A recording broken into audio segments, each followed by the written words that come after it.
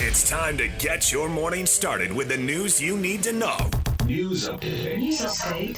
This is what's trending with DJ and PK. Hashtag NBA. Expansion was discussed both at a committee level and at the board, and ultimately the league office was tasked by our board with doing an in-depth analysis of all the issues around expansion, both economic and non-economic. A lot of analysis still needs to be done, and nothing's been predetermined one way or the other, and without any specific timeline. I mean, we're going to be as thorough as possible and look at all the potential issues. That's NBA Commissioner Adam Silver. Now, I know you want to say, blah, blah, blah, you're going to Seattle and Las Vegas. All right, they probably are going to Seattle and Las Vegas. I'll put Seattle at 95% and Vegas at 90%. Now, they got to find owners for those markets, because the one thing where Adam Silver is deadly serious, we've got to study this, because you got to make those owners money. You are commissioner for we'll call you the commissioner, and you've got to, suspend players and discipline players and award trophies and all that. But 95% of your job is to make the owners more money. So how is this going to make them more money? Yep, when they raise their hands and they vote yes, they get a big old check, right? What do you think, $2 billion, Yak? Oh. Now the Lakers are gone for 10. Might have to raise that number. $2 billion's on the low end. I've heard they got to study that and make sure that because you know what they don't do? Give away expansion franchises on the low end. Well, and I've heard somewhere around 5 could be the kind of entry point. I believe it now, because there's that big fight. As I just think about this, there's that big fight over the Timberwolves, right, with A-Rod's group and what's the entry price, and they got in for the lower one, and it was just under 2. So you're right. But they also had to sue. 2's way low. I retract that, Your Honor. They had to sue to get that lower price too. So they had armies. They had lawyers lined up 100 deep. Yeah, he talked also, if you look at the expanded comments during kind of that it was at 2 minutes, I think he was talking about expansion. He's talking about, hey, we're selling equity in this league. Yeah, 100%. And so we're not going to lowball ourselves. So the thing that's changed that they'll study is they used to make some money off the network TV, and they used to make money off local TV. Now they make a lot of money off those 3. I don't even know if we can call them network, because now you got a streaming package in there. But there's 3 national TV rights holders, and they make, we've talked about it, there's $76 billion, which I think if you do the math out is more than $200 million per team per year. And so you're sharing that. It used to be these new teams that come in and generate a lot of the money on local TV. Well, that didn't come out of your pocket. They could just make their money and that was fine. Well, that's not happening. The sports regionals are breaking down left and right. I think the best model right now is local TV and a local streaming service, and it's the model the Jazz have and a few other teams have it. That's the one that reaches the most fans and will help you grow the game, but it's not going to pay the bills. I mean, there's money in it, but there used to be home runs in local TV. There used to be gravy trains full of money. Well, those tracks have been pulled up, and there are no gravy trains full of money anymore. Now, you can get out there, you can get hits, if I can mix my metaphors. There's singles and doubles to be had. But tape measure home runs, yeah, good luck with that. The network TV, that's the tape measure home run there. So they do have to figure out how they're going to share it. I think they are going to expand. But how much money can they charge? And how much are they going to cost themselves? Because now you're going to divvy up that network TV money 32 ways instead of 30. Meanwhile, back on the court, hey, look, the Utah Jazz are going to play tonight. They're going to play the Washington Wizards. Could this be the Ace Bailey grudge game? You wanted him. We got him. Tip off at 8 on ESPN. It's a storyline if he plays. I was going to say it could be a storyline. It was a storyline when they set the schedule, but now, not so much. We also do know that they will wrap up Summer League play Friday against the Bulls. They announced that's in the consolation round. And that will be that. Well, we've seen about enough if they're not going to let these other players play, right? What have we learned? Lessons? Cody Williams is a little bigger, weighs a little more, needs to be a little bigger and a little stronger and weigh a little more than this. Kyle Filipowski's way too good for Summer League. Right. Am I getting too excited? Am I getting out of control? The problem is I'm concerned about his defense. Who does he guard on the other end? I don't know. Outscore him. But that's a pretty entertaining style of basketball. And put a shot blocker behind him. Put a shot blocker behind him and tell him, get up on that guy, take away the three-point shot. Try to stay in front of him, beat you off the dribble. You got Rudy Gobert behind. You got Walker Kessler. You got Walker Kessler. Maybe. How do you get a second athletic 7-footer out on the court? Filipowski can move a little bit. I'm talking about athletic. ATH-A- Okay, you got it. Wizards tonight at 8 o'clock. DJ and PK. Hashtag NFL. I've been pretty frustrated, I'm not going to lie. Everything that has transpired up to this point has been disappointing and frustrating. I've wanted to continue my career here. I've created my life here. This has been somewhere where I've always wanted to be. That is Terry McLaurin on his contract status. Now, McLaurin, you could be frustrated right now. You know, he's 29. He's had some decent years there in Washington. Now suddenly he's got a great quarterback. He's got a chance to put up massive numbers, and he's done 5 1,000-yard seasons in a row. But really big. He had 13 touchdowns last year, and that's the first time he's been in double digits. He was there for all the dysfunction, all the losing, all the craziness, all the wackiness. But got to get paid pretty soon because you're a wide receiver and you're 29, and exactly how long is this going to last? Now, 5 straight 1,000-yard seasons, he's not slipping, but now is the time. This will be much yelling and banging of drums, and then he'll get paid, right, Yuck? That's how this works out. Sure feels that way. This is no longer the Dan Snyder Commanders. I think they're smart enough to realize, hey, this guy's good. We should pay him. Yeah, 1,000 yards and 13 touchdowns. Might want to help your quarterback out and bring him back in. But be careful. Get a little excited. Give away all that money. I mean, we hear it from Bill Armstrong with the Mammoth. Hey, you got money, but there is a cap, and you got to have enough for the rest of the team. So it depends on how crazy his demands are. A day after giving Garrett Wilson a big money extension, the Jets are back at it, giving standout cornerback Sauce Gardner a 4-year, $120.4 million contract extension that includes $85 million.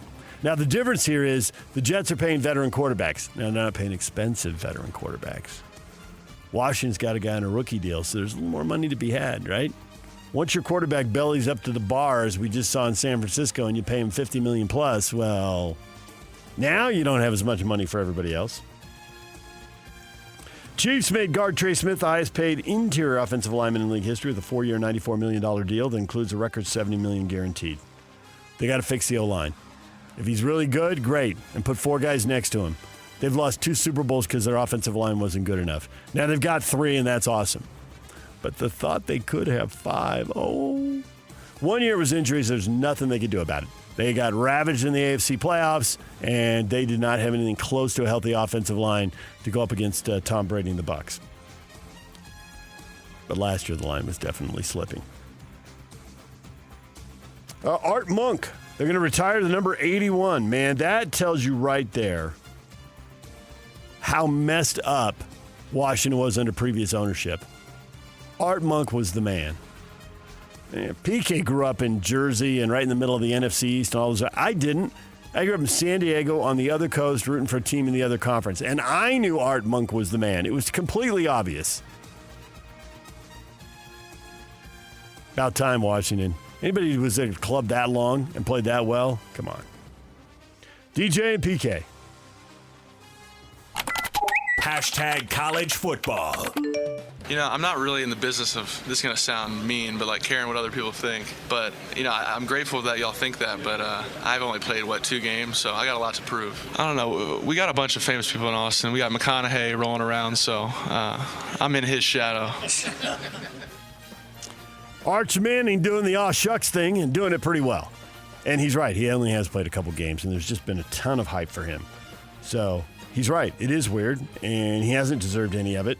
So he just tries to play along and play ball, which is really the only way to. There's no reason to fight all that public sentiment and social media and all that if they decide you're great or whatever. He's right. He hasn't done anything in the SEC. And after McConaughey and the governor, who's more famous in Austin? Sarkeesian, maybe? Yeah. Arch is 3rd or 4th. Yeah. Which is weird because he's right. He's only played a couple of games.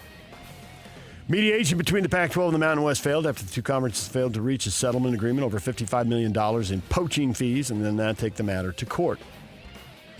Man, Utah State's in court a lot. We got Scotty G on 9 o'clock. We'll talk to him about that. You're in court with 3 employees, a former AD, a former assistant AD, a football coach. They got the mediation here. We could talk to the president and the athletic director about it, but they've left. They need to figure out a way not to write all those checks. Maybe that's why mediation failed. That's a lot of money. Vanderbilt coach Clark Alea said he and his staff sought the insight of Colorado Buffaloes coach Deion Sanders as to how to manage two-way players with the Commodores defensive back Martel Height poised to expand his role for Vandy this fall and contribute on offense, a la Travis Hunter for the Buffs. Okay, that's two different things. Playing every down. Travis Hunter plays every down. That's crazy. And apparently he's the unicorn and he can do it, and that's unbelievable. This feels more like an Eric Weddle situation. Exactly. And that makes more sense to me, and I'm a little surprised it doesn't happen more often. When you get someone who's an excellent athlete, putting him on the other side of the ball for 8, 10, 12 snaps a game, that makes sense to me. Get your best players on the field. Even though Travis Hunter played every snap, I think he's kind of reinvigorated that whole idea of, if you have an elite athlete. Yeah, getting coaches to think outside the box, I can see that. Well, so BYU had this kid, McCabe Madsen, last year, who's a late addition to the 2025 class. There's some thought that he may play both linebacker and running back for BYU down the line. But how many snaps at running back? But that's the thing is, right? Which one you're primarily playing at, and what can you contribute on the other side of the ball? When you said linebacker first, I assume linebacker first, and they've got a long history of good linebackers. Correct. And getting him in there. So he's this year? So he's part of the 2025 class, but much like BYU, he won't guys, be here. He's going on a mission. Oh. So, see you in 2027, bud. All right, never mind. Everything I was going to say, never mind. DJ PK. Hashtag Major League Baseball. Schwarber in the air to center field, headed towards the wall, and to dead center. That's huge for the National League. They're within 1. So there you go. You said if he could get it on his first swing, and he did. Schwarber's in the All-Star game. Tied at 3. That's MVP material if he gets the third one right here. AL rallied in the game. NL has rallied in the swing. With the hat trick. Look out, Chop House. National League takes the lead 4-3. Last chance coming. Down to this swing for the American League. Can Aranda force Alonso? Aranda slices a fly ball to left center field, headed towards the wall, but short, and the National League wins it in the first swing off. As some of the players said afterwards, I didn't know that was a thing. Well, you heard some of them that were actually participating in the swing off like, hold on, what? I didn't want to call any player out because I don't know how many players didn't know. Well, but plenty of players didn't know. Stowers, the Marlins kid who was their first one up for the NL, he's like, well, I just learned I'm going to be up, and I didn't know this is a thing, so here we go. And okay. Who participates? The guys who haven't already gotten a car and gone to the airport? Well, that's the thing is Tarek Skubal, he was in street clothes. He'd come back out to watch the swing off happen. But yeah, some of the guys may have already been on their way home to wherever they were going. National League wins the All-Star game after they go 6-6 for 9 innings. They have a swing off in a little mini home run derby. And they win for just the second time in the last 13 years. The All-Star game exists in a weird land. It has in many ways outlived its usefulness. But on the other hand, it's popular and it makes money. So now what do? People like it. Yeah, well, don't have my pitcher go out there and wreck his arm. Why didn't they go extra innings? And no more pitchers. They don't want to put 40 pitchers on the roster. Correct. They don't want to have the bullpen and the dugout too crowded. And at the same time, nobody wants their pitcher going out there and having 3 extra innings and having this turn into some 12, 13 inning thing. And mind you, some people think that like MLB is geniuses for coming up with this swing off deal. Here's the deal. The Pioneer League, Ogden Raptors are part of it, has been doing this for at least 3 or 4 years now. With games that go. Well, Major League Baseball had the rule in place for the swing-offs in 2022. Sure. They just haven't had a tie game. Correct. And because of that, people don't know. Yeah, but it's not all that novel. It's just the first time it happened in the Midsummer Classic, as they say. Tampa Bay Rays will play potential postseason games at George M. Steinbrenner Field in Tampa, setting up the possibility of a World Series staged in a minor league stadium with a capacity of 10,046 people. They discussed the possibility of relocating for the postseason, decided against it. What are they going to do, go to Miami or Atlanta and play in an empty stadium? There was some thought. That would look weird. Yeah. How do you fill a stadium that far away? Correct. So they're just... Now, do I expect the Rays to be in the World Series? Not particularly, but they are on You never track know. to make Crazier the things have playoffs. happened. Arizona had an 84-win team. They got hot. So you don't know. They might. I mean, that's not their history. They're like the Oakland A's. They play money ball. They are excellent at it. But as smart as you are, you're going to run into somebody else who's smart and put together a good roster, and they put it together with a lot of money. So that ends up being a problem. Rob Manfred, MLB Commissioner and Players Union head Tony Clark said plans are moving ahead to explore the possibility of using major leaguers in the 2028 Olympics. An extended Major League Baseball All-Star break to accommodate players in the Olympic tournament format, which I think would be great for the game. It would open up the players for drug testing. You'd have to move the All-Star break back later because these games are supposed to start in August. Yes, all of these things are true. And nonetheless, the exposure for a game they want to grow internationally would be huge. Well, there's a reason why the NHL guys are going back to the Olympics next year. Because the chance to grow the game internationally is huge. There is so much money to be made. And baseball, while not a global game in the way basketball is or soccer is much more international than football. And I think it's probably as international or maybe a little more than hockey. Yeah, I agree. I mean, hockey's confined to Northern Europe largely by weather. Yeah, but to your point, we're watching the NFL try and get this flag football thing going so they can expand their thing. MLB's over here like, hey, you're not stealing our thunder. Oh, they've got legit teams all over the place, right? And when you use the rule where, depending on your grandparent, we'll see Americans who are in the major leagues, and you think of them as American because they grew up in Missouri or Florida or wherever. Lars Nootbaar, that's a European name all the way. Who does he play for? Japan. Grandparent. Track down your grandparents. You might be eligible in another country. DJ and PK. Hashtag RSL. Real Salt Lake. 4 straight unbeaten, 3 wins.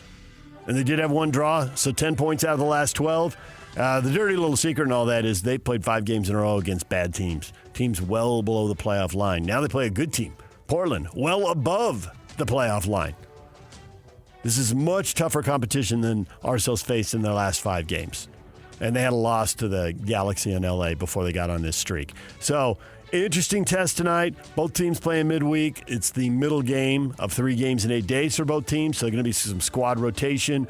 What does that look like? RSL's got suspensions to deal with. Mecanelli isn't cleared to start. Ojeda has been suspended. Yellow card accumulation. So, what's the lineup going to look like? Probably Hidalgo in it right back, and they'll probably have to move Caliscan, who's been playing great at right back, and move him back to defensive midfield where he was playing last year. So, piece it together, figure it out. Maybe Johnny Russell, who didn't play Saturday, got a couple goals. We haven't seen him combine with Diego Luna yet. That could be interesting. Maybe he's into the starting lineup and you rotate somebody else out. You'll hear the game tonight right here on The Zone, RSL and the Portland Timbers. Portland coming in off a 2-1 loss to St. Louis. So, good team, but struggling a little bit lately. Didn't look good in St. Louis on the weekend. DJ and PK. Hashtag NHL. I love the guys in there, great group. I don't think that's going to be the answer, though. I don't think we're going to agree on anything. I spoke to the coaching staff and management, and I think we're going to go in a different direction. That was Michael Carcone's exit interview about him and the Utah Mammoth. And yesterday, the news, Michael Carcone, 1-year deal, $775,000. So, here he is. You never know. What was the market for like for him around the league? 29 years old. Not as robust as he thought. Yeah. Well, bring him on back for one more year. Carcone's a fun name to say. Sounds good on a broadcast. Carcone. Hey, shoots, he scores. DJ and PK, that's what's trending. It's brought to you by Shamrock Plumbing. There's no job too big or too small. Get the personal touch with Shamrock Plumbing. Coming up at 7:30, Peter Bukowski, host of Locked On Packers and Locked On Sports Today, will join us.